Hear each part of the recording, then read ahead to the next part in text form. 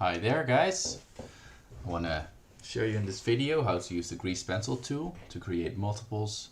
Let me delete this file so we can start fresh. On this file I have a snail being launched by this sprite right here, and on this frame I already deformed the snail, stretched it, but I want to enhance it with some extra streaks and some extra drawings behind it. That will mimic some motion blur here. So how do we do that? All right, first off, we might want to make sure that the grease pencil object is made in the smear.mesh. So I select it, Shift A, and create a stroke. So why do I create a stroke? It comes with a couple of presets, some preset materials, and ultimately we'll delete it. So when we create it, it will be created where the 3D cursor is at, so it's right here. I'm already in the grease pencil editor from the dope sheet here, and as you can see it puts a key right where I'm at. I can delete it, and now we have a fresh scene, or like a fresh object without any keys on it. Cool. So one thing that's very important is that whenever we draw, and I can move the cursor around. Let me deselect. I can move the 3D cursor around, and wherever I put it, it's been put on the first object that's within the raycast of where I put it. So if I go into you can see it puts it right there. So if I go back, yeah, that's how you.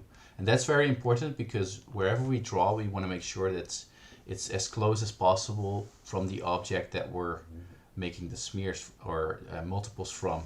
So when it's going to get rendered, the shading and depth of field is going to match the multiples with the character as well. So that's important when your character is coming towards the camera. On every frame that we're drawing, make sure you reposition this guy so it will be drawn on top of it. So let's select the grease pencil object, and let's say this is snail shell, or snail, it might be better. And then we can start drawing by going into draw mode right here. All right, so there's a couple of settings that you need to be aware of. I think by default your brush is set to pencil.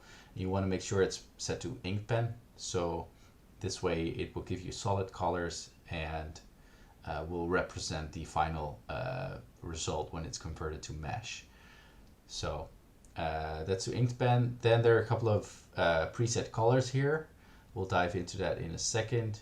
But yeah, set the stroke placement to 3D cursor, so it will be drawn from the 3D cursor, and set your orientation, your drawing plane on to view, so everything will be drawn from the camera basically.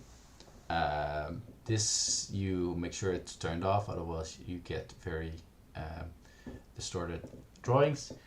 And yeah, we're set to go. So let's say I want to extend this snail, this shell. So I'm gonna put some, and I'm just doing it in black right now. I'm gonna show you how to put it in the right color right now. So you go to this little icon right here, and by default it's set to black, and we can say this is the snail shell, and then go to the base color, and we can basically pick, and I'm going for a slightly brighter. It's a little too bright. Let's go a little bit. And this color, we can eyeball it because it's only for representation of the animation in the viewport. Ultimately, these colors will be done by shading, and will match the shading of the object itself. But it's good to try to match it as close as possible, so we can dictate the color and tell the shading department which object is being trailed here. So let's add some extra frames, and I'm doing it a little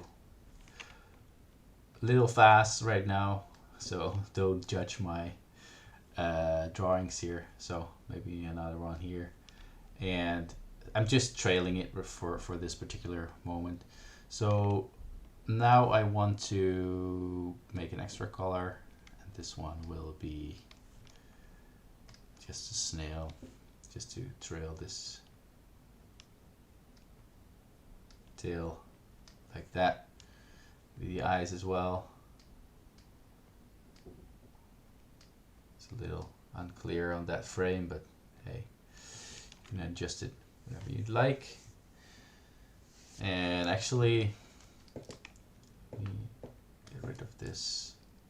So we want to make sure that the trail is actually following its trajectory where it's coming from. So let's point it a bit more like that. All right, so now we have set a frame, but it will stay there until there is another frame, as you can see in the timeline. A couple of things you can do. One thing is, I think, is it Control-Shift-I? Control-I? Shift-I, that's it. Sorry. Shift-I will create an empty frame. And that's, I think, the cleanest way to do it.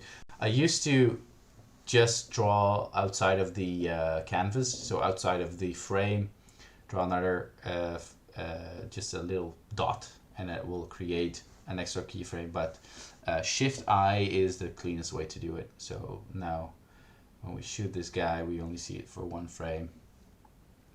And this one is not perfect at all, but just to show you how to do it.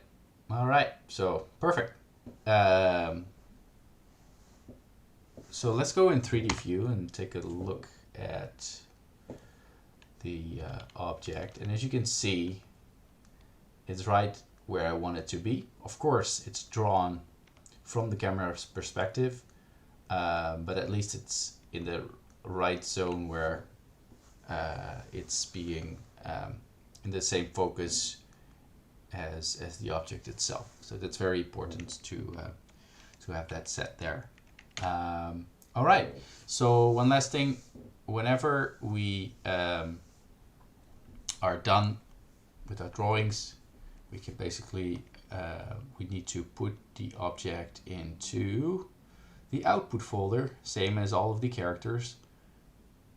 How we do that, we basically drag it and hold Control, and with Control it will link the collection, link the object. So now it's linked to the smears.mesh in the output folder as well. So that's it for this small tutorial. Let me know if you have any questions regarding the grease pencil and how to use it for multiples.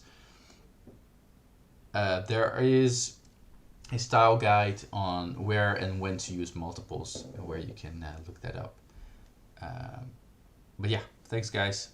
Goodbye.